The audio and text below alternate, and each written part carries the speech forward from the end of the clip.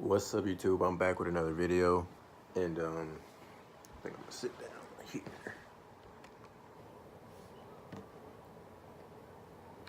And today I wanted to just kind of come and talk to you guys about something that I haven't actually talked about before, like ever.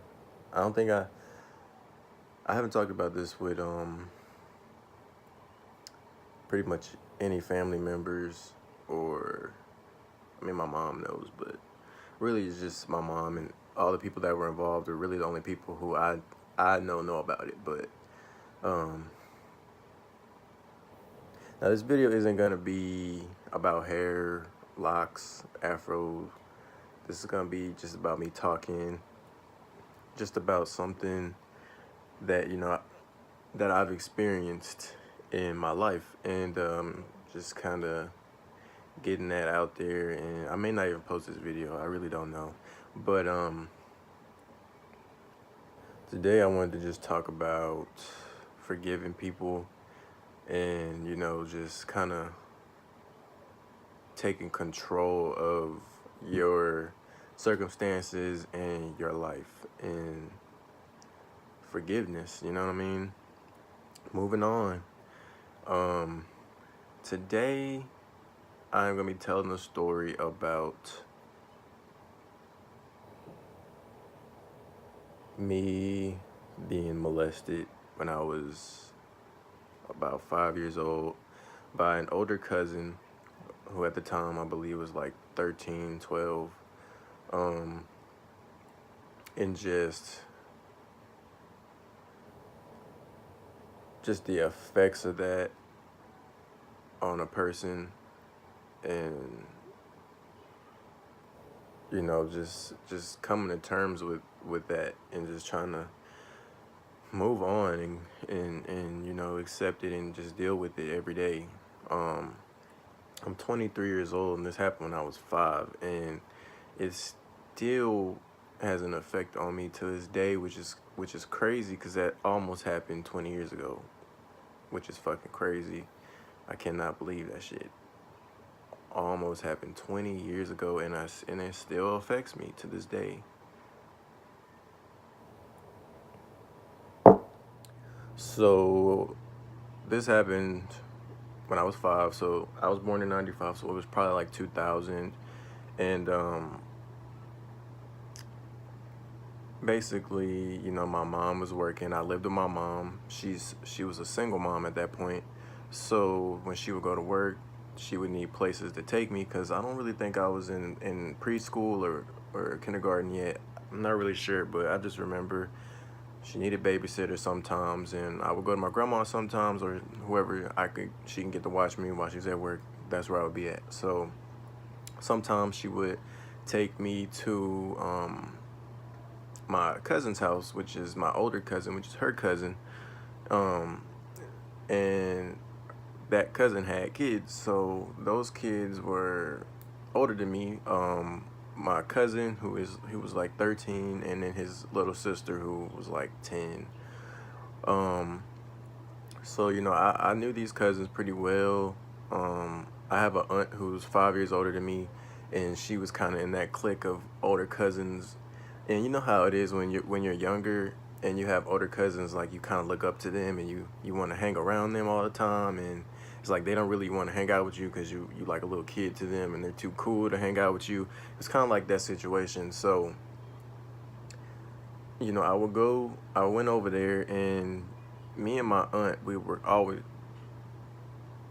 kind of together a lot. So typically when they saw my aunt, they saw me. But my aunt didn't live in Texas. She lived somewhere else. So it was just me over there. So it was me over there with these two older cousins, and we would play a lot. It was very interesting. Like when I think back on it, a lot of the things we played that were not involving rape or molestation, it was very, very interesting. Like we would like this, my older cousin, I didn't realize the extent to which he was kind of, a little off. I mean, he would make us play games that involved pain. Like, he would get bobby pins and he would make us put our hands in the middle of the bobby pin, and he would pull the bobby pin and snap it. And he would do it on our nails, so it would hurt really bad. And I just remember crying, and he would just keep making me do that. Like, yeah, like a lot of games we played were just not games you play with kids. He would put me, and if there was another cousin, he would put us in a basket, in like a grocery basket. And you know how sometimes when you live in some apartments, you can find grocery baskets in your apartments. He would make us get in these baskets, and at first he would play it off like we were, just, oh, I'm gonna push you guys in this basket. So he would push us in this basket, and those little speed bumps in the parking lot, he would like run us at the speed bumps, and then let the basket go and just watch what happened after we hit the speed bump. So it would be me in the basket by myself sometimes, or it'd be me and another cousin. He would put us in his basket, push it, and the basket would hit the speed bump and flip and do all kinds of shit. And we would basically be flipping in this basket, and we would fall on the ground, be scraped up, cut up, crying, all kinds of stuff. But he just kept making us get back in the basket, and he kept doing it over and over. Like, he'll push it and spin it and watch it flip. Like, it was just some crazy shit. When I think back on it, it was some real psycho shit. And I had to do it because he was my older cousin. He was stronger than me, bigger than me, and it was just kind of like that thing where, he'd be like, stop crying, stop acting like a baby, blah, blah, blah. And, you want to be tough, and you're like, I'm not crying, blah, blah, blah. It was like that kind of thing. And trying to prove yourself, like, I can hang or whatever. Very mentally abusive, too. So I remember, eventually that plan really kind of never went away. But I remember one day I went over there, and we started doing some different kind of playing. It was a new way of playing, right? It was real physical.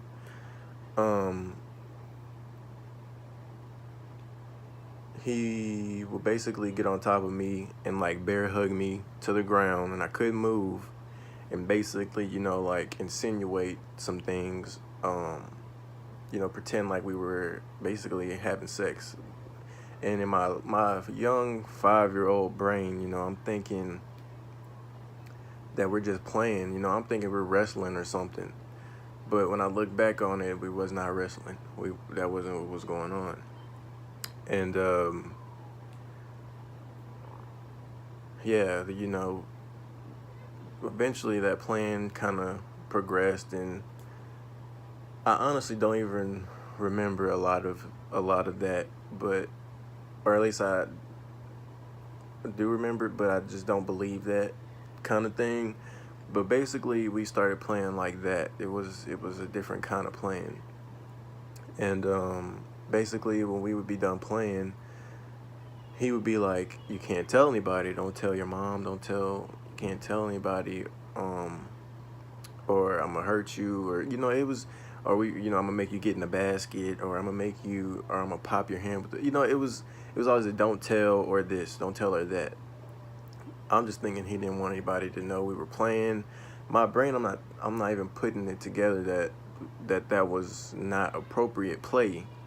So the play went on. Every time I went over there, that's what we would end up doing, and it was like I didn't even know that it was wrong. Eventually, my other cousin, who was his sister, who was always there, but he would do it when she wasn't around. She would be doing her own thing. And, eventually she saw us playing one day, and she was like, I remember her saying, she was crying, and she was like, I'm gonna tell. And I'm thinking, why? Like, why is she gonna tell us? We're just playing. In my brain, I'm thinking, like, why was she telling us we're just playing? And, she went and she told her mom, which told my mom, which, eventually I think I got a whooping or something like that. But basically, I didn't realize what we were doing was bad, and um, basically I felt bad. Like I was like, it just made me feel really shameful, really bad. I felt like, just felt bad, and just imagine being like 5, having somebody tell you that, like having those kind of negative emotions on your being, just I really can't even describe it. Like basically your parent, your mom or whoever telling you like that's gross, that's bad, don't do that, that's sinful, that's gay, that's all kinds of stuff, you know what I mean? It fucks with your mind. It fucked with my mind. I was only 5, and I just remember feeling really hateful towards that cousin after that. Like I really did not like him after that for some reason. I guess because being reprimanded that way, and I don't even know. But um, going forward, like fast forward to about 7th grade. I think I'm like 13, how 12, 13, something like that. I kind of had a normal life. I mean, I had girlfriends up until that point. It was pretty. I would say I pretty much forgot about that ever even happened because I was like 5, and you kind of just move on. Especially when you're a kid, you can kind of distract yourself easily with other things, and you don't even think about that kind of stuff. So, I'm going on with life, and I'm in 7th grade, and I'm in my sex ed class where she's teaching us about, she was talking to the girls really. It was like a little slideshow in a movie about rape. And I remember sitting in that class and then having these memories of that come back to me. I guess I got triggered by the presentation going on in class, and it just brought those memories back to me in that class. Like I'll never forget that. So I'm sitting in class and I'm just remembering all this shit, and I'm like, what the fuck? Where is this coming from? And it almost seemed like a movie. Like it was like, was that me? Did that really happen? And um, I realized that wow, this really happened. I remember this vividly, and it was kind of like it really fucked me up. Like I remember never being the same after that. Like that moment, for the rest of the day, I changed, but up until I was like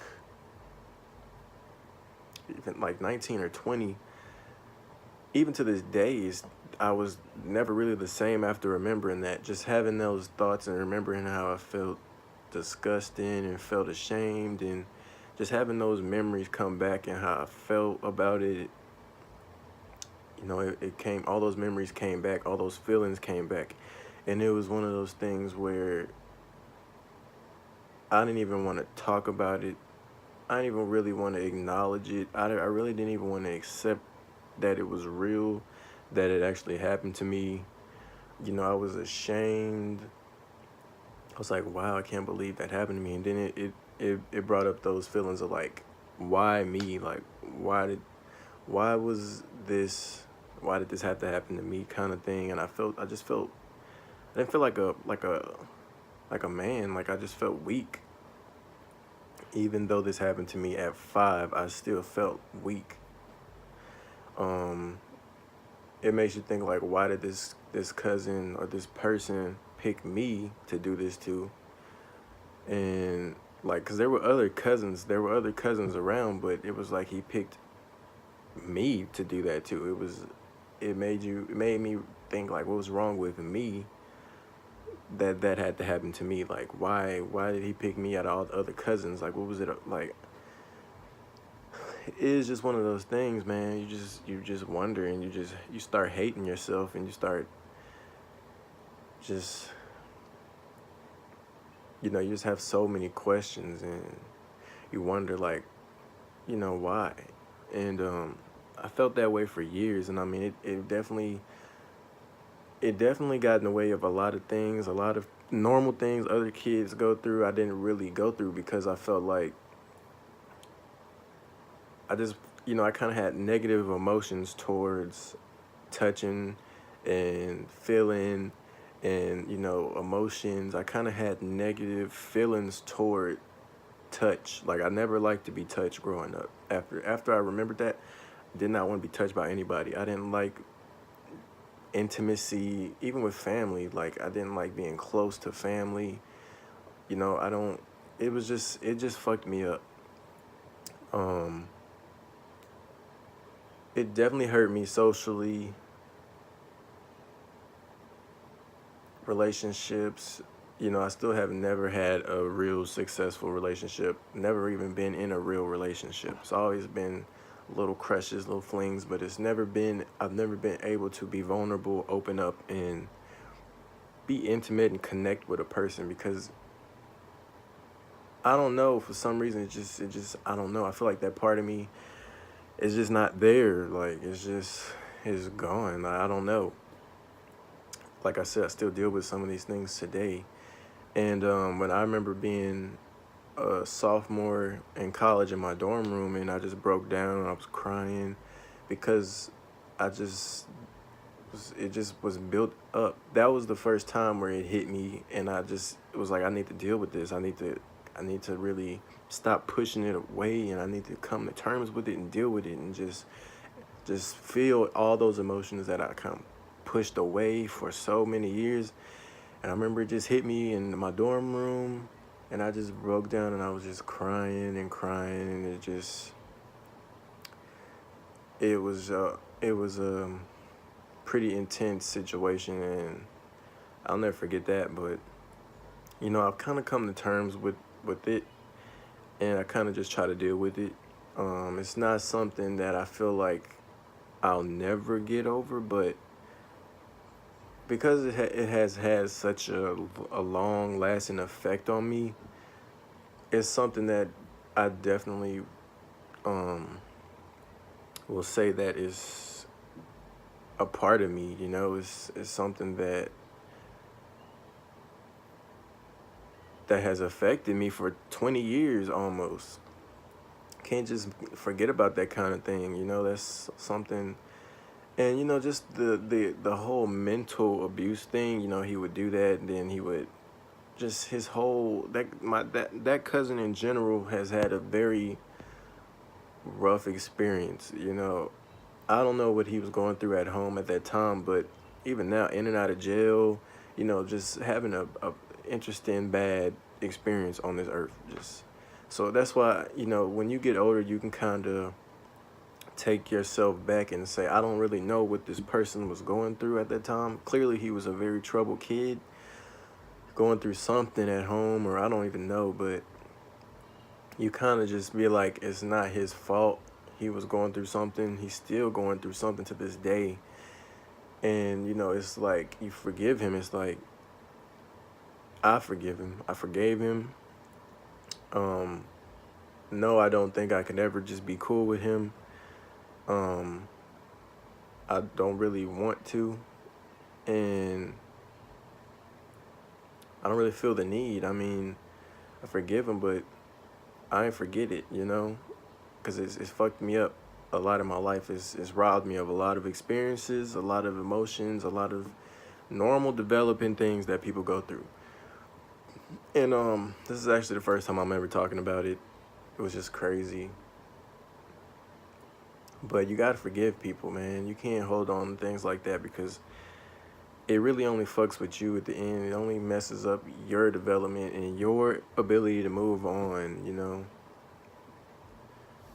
It messes up your ability to progress and, you know, just move forward. I mean, there's been times where I just wanted to, end everything, kill myself, commit suicide. Just trying to deal with that, cope with that. And, yeah, man, you gotta forgive. You can't hold on to things like that.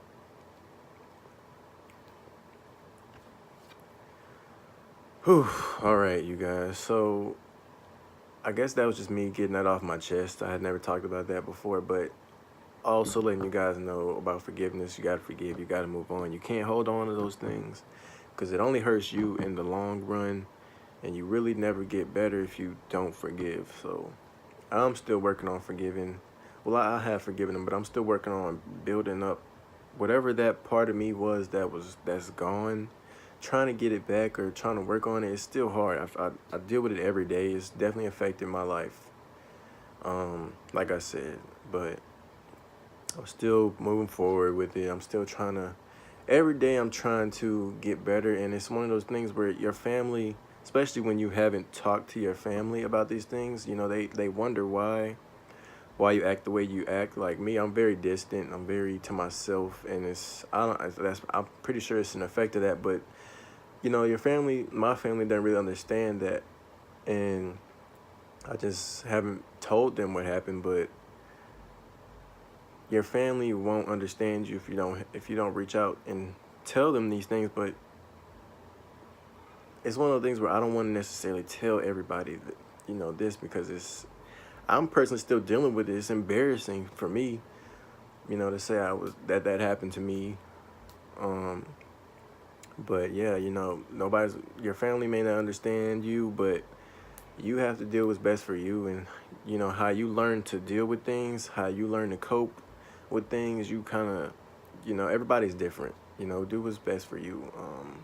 But definitely don't hold things in. Get a journal. That's what I used to do. I used to write down how I would feel in my journals, and it helps. You know, you understand your emotions and how you feel and everything. But at this point, I'm just rambling. But um, hopefully this video helps somebody. Um, Definitely helped me. I feel a lot better, feel lighter, and and yeah, guys, stay tuned for more videos. I will see you guys in another video.